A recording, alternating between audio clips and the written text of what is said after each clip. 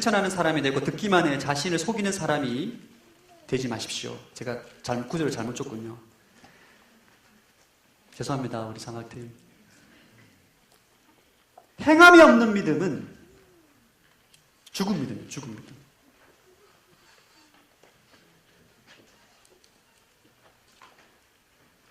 제가 자막을 진짜 잘못 줬군요. 네. 제가 이것도 잘못 읽었습니다. 아까 너무 급하게 말씀을 준비하면서 할렐루야.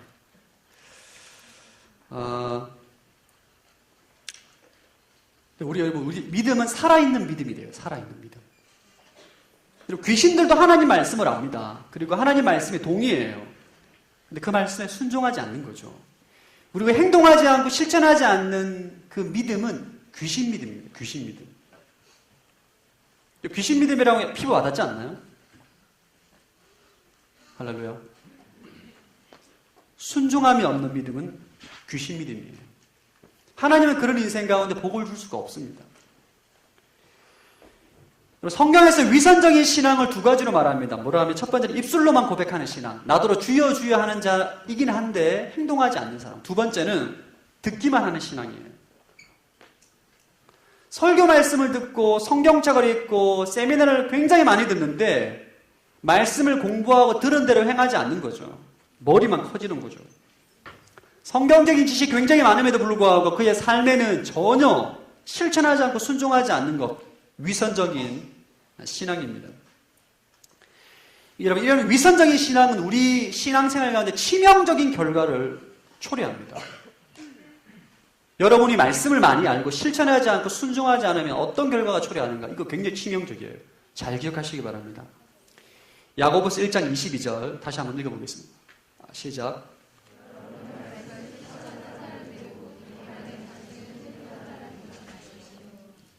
순종하지 않으면 자신을 속이게 돼요.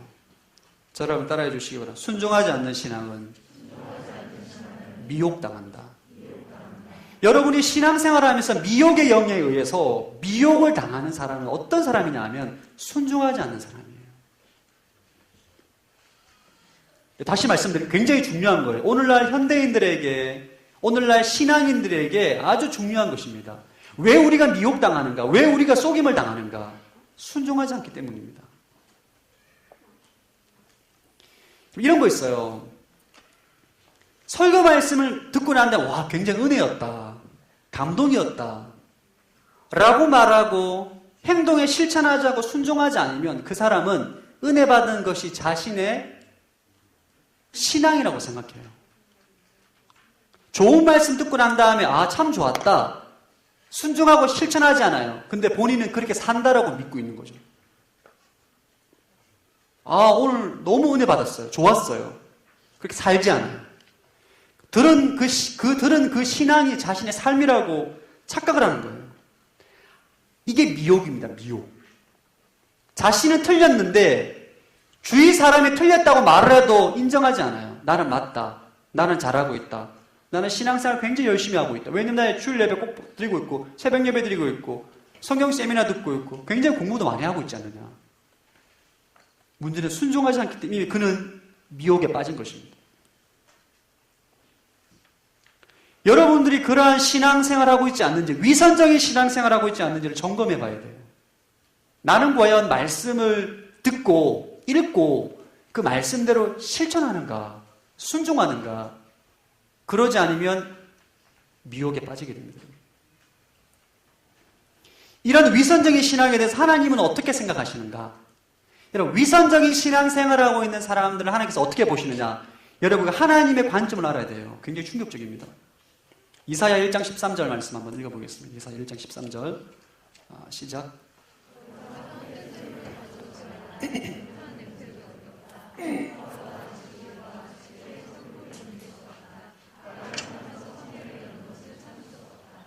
예, 역겹다는 거예요.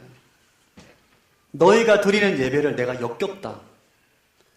너희가 나에게 예배를 드리기 위해서 제물을 가지고 오고 매일마다 절길 때마다 끊임없는 제물을 드리고 좋은 것을 드리지만 역겹다는 거예요. 우리가 주일날 예쁜 옷을 입고 예배당에 와서 앉아서 예배 드리는데 주님 말씀에 실천하자고 순종하지 않음에도 불구하고 예배 드리는 모습으로 나아가게 될 주님께서는 역겹다는 거예요. 저는 이게 제 아들 보면서 많이 느껴요. 아빠가 아무리 말하고 듣지 않잖아요. 화가 치밀어 올라요, 진짜. 그러면서 아무렇지 않은 나에게 찾아올 때는 사랑하는 아들이지만 굉장히 마음이 불편하고 힘듭니다. 우리가 그런 거죠. 하나님 말씀에 순종하지 않으면서도 불구하고 주님 앞에 나아갈 때는 주님께서 역겹다는 거예요. 오지 말라는 거예요. 여러분, 남유다 말기에 남유다 백성들이 그들이 제사를 안 드린 게 아닙니다. 엄청나게 제사 드렸어요. 기록에 의하면 남유다 말기 예루살렘에 하루 12만 마리 양이 드렸던 제물의 숫자가, 그러니까 사회에서는 온갖 악행과 더러운 일을 흘리고 피를 흘리면서 이 죄가 있다 보니까 양심이 찔리니까 주일날 교회 와서 온갖 허물을 다 갖다 드리는 거예요. 양 드리고 소 드리고 염소 드리고 막. 그러면 주님께서 내 죄를 사하여 주시겠지, 복을 주시겠지. 하나님께서 역겹다는 거예요. 그리고 그 백성들은 미혹을 한 거예요. 미혹. 남유다 말기까지 남유다 백성들은 바벨론에 의해서 그들이 멸망할 줄을 꿈에도 생각하지 않았어요. 그들은 하나님께서 우리를 보호하신다 라고 철석같이 믿었어요. 왜냐하면 거짓 예언자들이 평안하다 평안하다 계속 말했거든요. 본인들이 미혹을 당했기 때문에 하나님께서 바벨론에 아무리 강력하지만 우리를 지켜주시고 보호해 주실 것이다, 철석철 믿고 있는 거죠. 결론은 바벨론에 의해서 나라가 망합니다.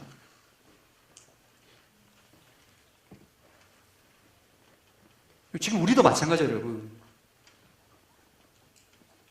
우리도 하나님 말씀에 순종하지 않고 주님을 경외하지 않고 분별하지 못하면 망하는 거예요. 우리가 이미 다 미혹당했기 때문에, 하나님의 말씀 앞에 순종하지 않음에도 불구하고 순종했다고 착각하기 때문에 하나님의 방법은 한 가지밖에 없습니다. 고난을 주는 거죠. 징계를 주고. 사무엘상 15장에 보면 사울이 미혹당하는 장면이 나옵니다. 그가 어떻게 미혹을 당하냐는 부분적인 순종으로 미혹을 당해요. 15장에 보면 하나님께서 사울에게 아말렉 족속을 완전히 진멸하라고 말씀하시는데 사람들도 죽이고 가축들도 다 죽이라고 말씀하세요. 근데 사울이 어떤 걸 선택하냐 하면 사람은 다 죽입니다. 근데 왕은 살려놔요. 그리고 살찐 소와 양과 염소도 살려둡니다. 핑계는 이거죠. 하나님께 제물을 드리기 위해서. 사울은 부분적인 순종을 통해서 본인은 굉장히 하나님의 말씀에 순종했다고 착각을 하는데 결국 미혹을 당하게 된 거죠. 99.9%의 순종은 불순종입니다. 이게 사실 받아들이기 쉽지 않아요. 하나님 너무하지 않습니까? 근데 하나님의 관점에서는 1%의 순종이나 99.9%의 순종이 똑같은 거예요. 똑같은 불순종인 거예요. 오늘 설교는 사실 여러분보다 사실 저에게 더 적용되는 말씀입니다. 왜냐하면 저는 매일 설교하거든요. 매일 새벽 설교하고 강의하고 설교를 하지만 그 말씀대로 살아가지 못할 때가 너무너무 많습니다. 이것에 대한 자각이 없으면 여러분 제가 어떻게 되냐면 싹군으로 전락하는 거예요. 제가 스스로 미혹을 당하게 되는 거죠. 강단에서 막 말씀을 전하는데 내 삶이 전혀 그렇게 살지 않아요. 이미 그 인생은 미혹을 당한 인생입니다. 그래서 저는 두렵고 떨림으로 살고 있어요, 여러분. 두렵고 떨림으로. 제 인생의 목표는 목회를 잘하자고 아니에요. 설교한 대로 살자. 제 인생의 목표입니다. 할렐루야. 말씀대로 살자. 설교한 대로 살면 엄청 유명한 목사 되겠죠.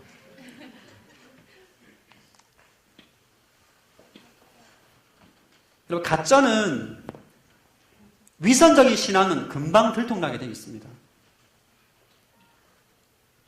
여러분이 아무리 포장해도 드러나게 되어 있다니까요.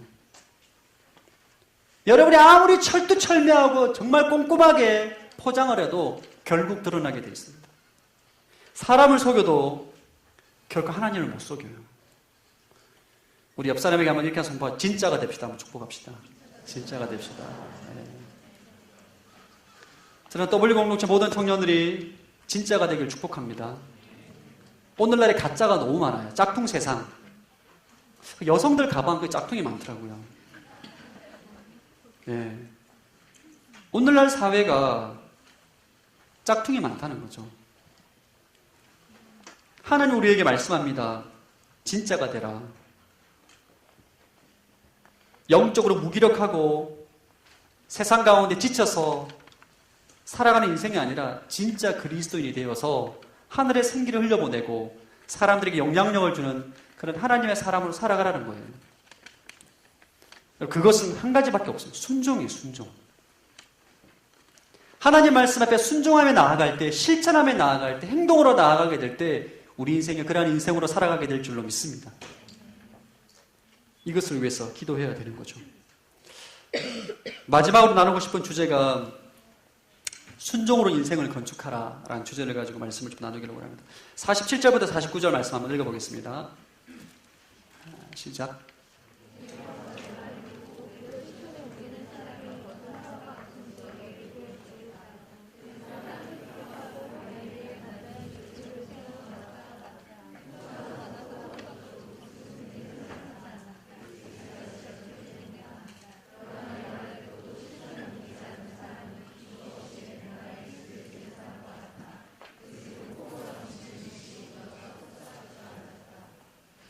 예수님께서 오늘 평지순 마지막 결론 부분에 거짓 예언자를 조심하라, 가짜를 경계하라, 그리고 위선적인 신앙으로부터 미혹당하지 말라 말씀하시고 마지막 비유를 통해서 우리에게 말씀하십니다. 순종으로 인생을 건축하라.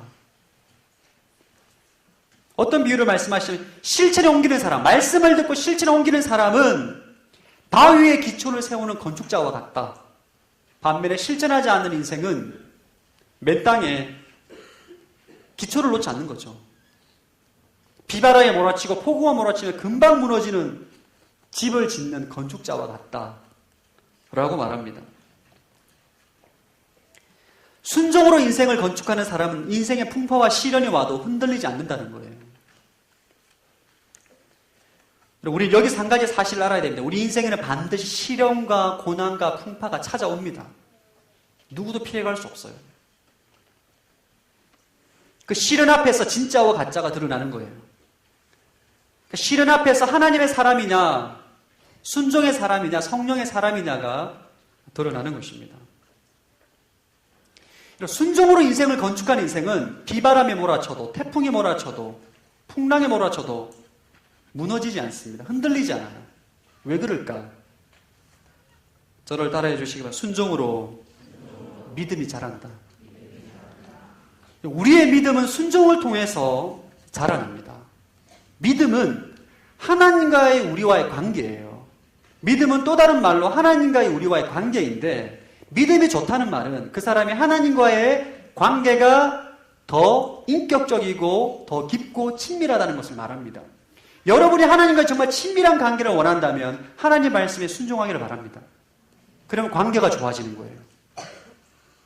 여러분, 하나님은 인격적인 존재입니다. 뭔가 이게 알라딘의 요술램프에 나오는 지니와 같이 우리가 뭐 강구했을 때 응답하시고 동전에 자판기에 돈을 넣으면 자판기에 뭐 캔 음료가 나오는 그런 분이 아니에요. 인격적인 존재입니다. 그분과의 관계는 전능하신 그분의 말씀에 순종할 때에 관계가 좋아지고 깊어지는 거예요. 믿음이 성장하는 것입니다. 순종하지 않는 인생, 미혹당한 신앙은 마치 성장을 멈춘 아이와 같은 거예요. 신앙에 성장이 없어요. 아브라함을 보면 신앙이 처음부터 믿음이 신실한 사람이 아닙니다. 갈바를 알지 못하고 믿음으로 하란을 떠났을 때는 그 결단도 대단한 거죠, 사실. 근데 하나님이 자신의 보호자를 온전히 신뢰하지 못하기 때문에 자신의 사랑하는 아내를 누이 여동생이라고 거짓말하고 2번이나 그런 거짓말을 합니다. 근데 신기한 거는 창세기 22장에 보면 하나님께서 이삭을 번제로 드리라 라고 명령하셨을 때 이 아브라함이 흔들림이 없어요. 인생의 풍파가 찾아왔거든. 인생의 시련이 찾아왔거든요. 풍파가 없어요.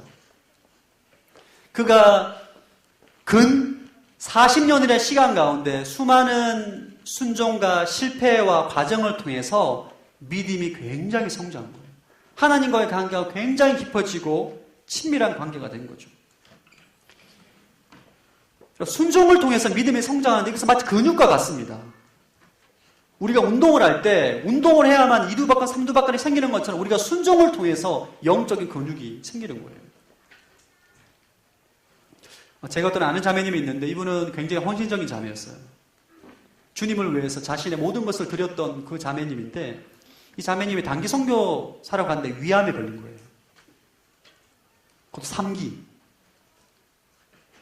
젊은 처녀가 위암이 걸렸다라고 생각해 보십시오. 이 자매님이 너무너무 힘들었어요. 하나님을 원망하고 불평하고 근데 이 병이 워낙 위독했기 때문에 어떻게 될지 몰랐어요. 근데 역시 아니나 다를까 순종의 사람, 시간이 조금 지나자마자 하나님을 감사하고 하나님을 경배하고 병이 설령 안 낫더라도 나는 하나님을 사랑한다, 신뢰한다. 이 고백을 하는데 역시 순종의 사람, 행동하는 사람은 인생의 시련이 찾아와도 결코 무너지지 않습니다. 반면에 하나님께 내 인생의 소원함, 기도 제목만 간구하고 응답해주지 않으면 마음이 상하는 사람들, 그러니까 하나님과 인격적인 교제보다는 어떻게 보면 기복신앙인 거죠. 인생의 시련이 찾아오면 교회를 떠나거나 하나님에 대한 분노, 원망함을 가지고 잠적하는 경우를 보게 됩니다. 여러분, 순종이 왜 중요하냐? 순종은 하나님과의 관계에 있어서 키입니다. 키. 여러분, 믿음과 순종은 똑같은 거예요. 믿음으로 구원받았기 때문에 하나님의 사람은 그냥 적당히 살면 된다라는 것은 거짓입니다. 거짓. 가짜 믿음이에요. 하나님을 정말 사랑하는 사람은 진리를 사랑하고 그분의 말씀을 존중하기 때문에 반드시 순종하게 돼 있어요. 여러분들이 하나님 말씀에 순종하지 않는다면 여러분이 가짜 믿음일 수 있습니다. 여러분 믿음이 거짓일 수 있다는 거예요. 이 땅 가운데 삶을 살아가는 데 있어서 하나님과의 관계의 가장 기본적인 요건은 순종입니다. 다시 한번 저를 따라해 주세요. 순종으로 영원한 삶을 준비한다. 순종은 이 땅에서 믿음의 사람으로 살아가도록 기초를 놓는 반면에 하나님과의 관계의 키인 반면에 두 번째는 영원한 삶을 준비하는 요소입니다. 이게 무슨 말이냐? 모든 그리스도인들은 마지막 때에 하나님의 심판대에 서게 되어 있습니다. 여러분 예수 믿고 구원받았다라고 해서 심판대에 서지 않는다는 생각은 착각입니다. 마지막 때 주님께 지금 여러분의 말과 행동과 생각과 여러분의 모든 내면의 동기를 다 지금 녹화하고 있는 거예요. 다. 아마 아이폰으로 보여주실지 모르겠지만 그것을 마지막 심판 때에 그리스도께서 우리를 그것을 가지고 심판한다는 거예요. 문제는 이 땅에서 살았던 삶을 통해서 영원한 삶이 결정되어진다라는 겁니다. 우리 로마서 14장 10절 한번 읽어보겠습니다. 시작.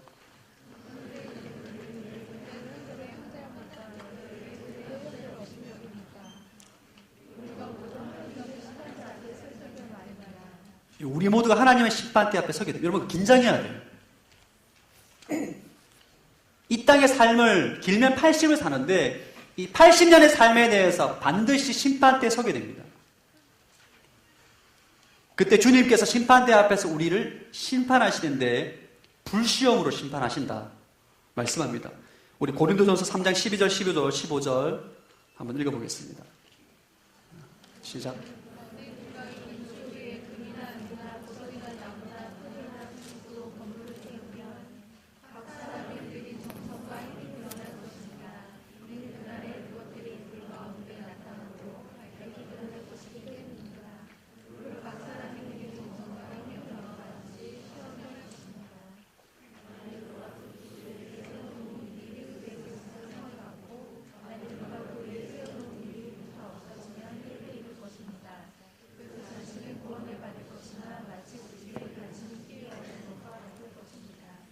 예, 우리 인생을 사도 바울이 건물로 비유하죠.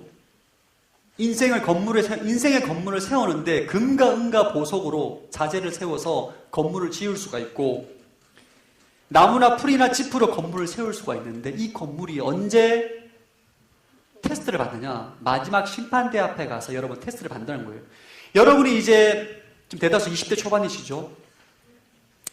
유머 코드인데 이거. 여러분이 이 땅에 살았던 모든 삶이 여러분이 인생의 건물로 짓는다고 생각하시면 돼요. 여러분이 인생의 하나의 건물인데, 이 건물이 심판대 앞에서 불시험을 탔습니다. 불시험. 하나님의 강력한 불이 임하는데 나무와 풀과 짚으로 만든 모든 자재는 다 사라진다는 거예요. 그때 남는 자재는 금과 은과 보석 자재만 남는데, 이 금과 은과 보석이 바로 순종하는 삶입니다. 여러분이 이 땅 가운데 어떤 인생의 건물을 만들어 갈 것인가, 하나님 말씀에 순종함으로 살아갔던 그 삶이 마지막 심판대 앞에서 그대로 남는다는 거예요. 그것에 대해서 하나님께서 상급을 주신다. 여러분이 이 땅 가운데 말씀을 순종하는 것은 지금은 초라해 보이고 비참해 보이고 억울함을 당하는 것처럼 보이고 핍박을 받고 박해를 당하지만 영원한 나라의 삶을 준비하는 것입니다. 여러분, 초대교회 때 우리 믿음의 선조들은 복음을 지키기 위해서, 말씀에 순종하기 위해서 수많은 고난과 핍박과 조롱을 받았습니다. 심지어는 순교까지 당했어요. 사자밥이 되기도 하고 얼마나 비참한 삶을 살았는지 모릅니다.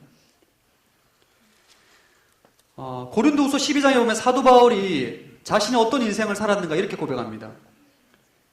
유대 사람들에게 40에 하나 감한 매를 5번이나 맞았고, 3번 채찍으로 맞았고, 1번 돌로 맞았고, 3번이나 파선을 당했고, 밤낮 하루 꼬박 바다를 헤맨 적이 있었고, 수차례에 걸친 여행에서 강의 위험과 강도의 위험과 동족의 위험과 이방 사람의 위험과 도시의 위험과 광야의 위험과 바다의 위험과 거짓 형제들의 위험과 또 수고와 공고와 종종 잠을 자지 못하는 것과 배고픔과 목마름과 때로 아무 먹을 것도 없는 것과 추위와 헐벗음 가운데 지냈다. 여러분, 사도 바울의 인생 좀 비참해요, 사실. 이렇게 살다가 마지막에 복을 받았느냐? 전승에 의하면 로마 지하 감옥에서 살다가 참수에 목이 잘려 죽었습니다. 히브리서 11장 36절, 38절, 우리 믿음의 선진들이 어떤 인생을 살았는가 볼까요? 한번 읽어보겠습니다. 시작.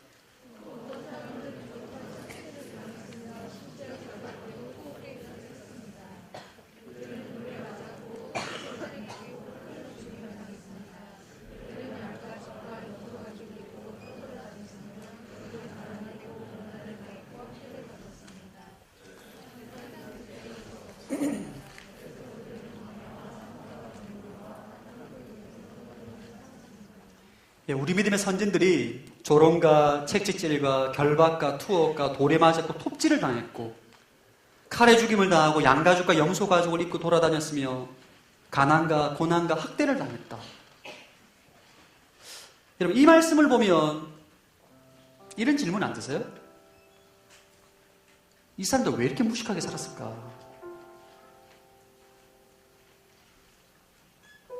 그들은 무식하게 산 것이 아닙니다. 하나님 말씀에 순종했을 뿐이에요. 그들은 이 땅에서 하나님 말씀에 순종하는 삶을 통해서 영원한 삶을 준비한 거예요.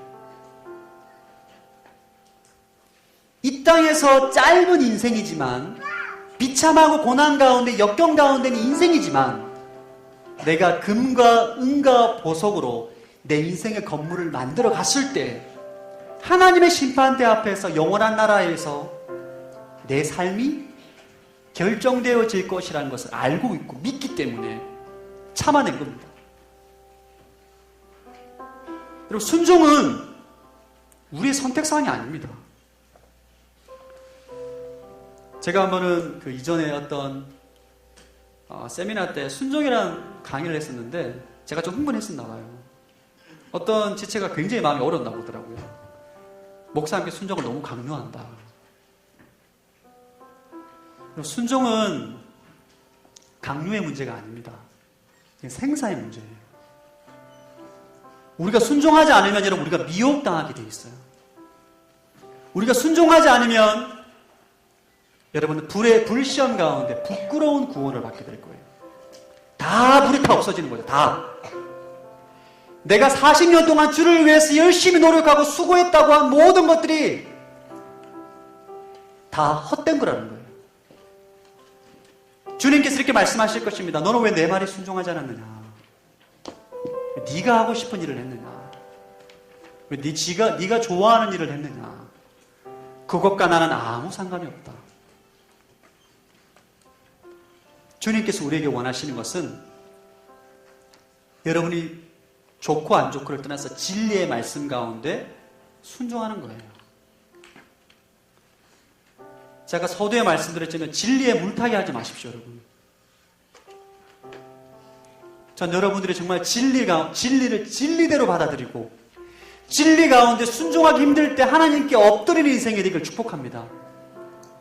힘들어서 주의 말씀 가운데 순종하기 힘들어서 엎드리는 거죠. 주님 나에게 힘을 달라. 이 말씀에 순종할 수 있는 힘을 달라고. 저는 제 인생의 모토가 진짜가 되자, 진짜가 되자. 할렐루야. 그럼 제가 가짜면 소경이 소경인도 할 수 없는 거예요, 여러분. 제가 여러 번 얘기했습니다. 제가 진짜가 되지 않으면 제 인생은 망하는 거예요. 제가 섬기는 교회도 망하는 거예요. 마지막 심판대 앞에 서서 수치와 공경을 당하게 될 것입니다. 여러분, 진짜는 이 땅에 소망을 두는 인생이 아닙니다. 진짜는 영원한 하나님의 나라에 소망을 두는 사람이에요. 진짜는 이 땅에 무엇을 이루기 위해서 집중하고 달려가는 인생이 아닙니다. 진짜는 진리를 사랑하고 영원한 하나님의 나라와 소망을 위해서 달려가는 인생인 줄로 믿습니다. 그런 인생은 이 땅 가운데 내가 무엇을 해야 될지 아는 거예요.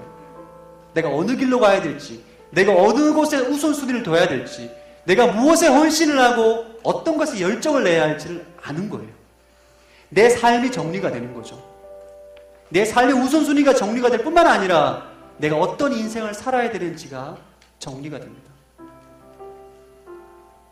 산상수훈은, 평지수훈은 사실 우리가 소화하기 힘든 말씀입니다. 세상에서 말하는 도덕적인 의보다 훨씬 상상을 초월하는 의를 요구하고 계세요. 근데 그 주님 명령이에요. 그분이 그렇게 사셨거든요. 우리가 작은 예수가 되어서 그렇게 살라는 거예요.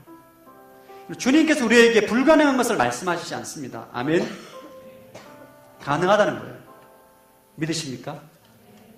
자, 여러분들 가운데 하나님 진리의 말씀에 순종하기로 소망하는 거룩한 의지가 회복되기를 축복합니다. 거룩한 결단이 있게 되기를 축복합니다. 따라서 나는 진짜가 된다. 할렐루야. 여러분 진짜가 될 거예요. 말씀에 순종하고 하나님을 정말 사모하는 마음으로 힘들 때마다 무릎을 꿇으십시오. 새벽에 무릎을 꿇으세요. 하나님께서 그 충분한 힘과 능력과 용기를 여러분 인생 가운데 부어주실 줄로 믿습니다. 아멘. 우리 시간 이 찬양 함께 했으면 좋겠어요. 주님 뜻대로 살기로 했네.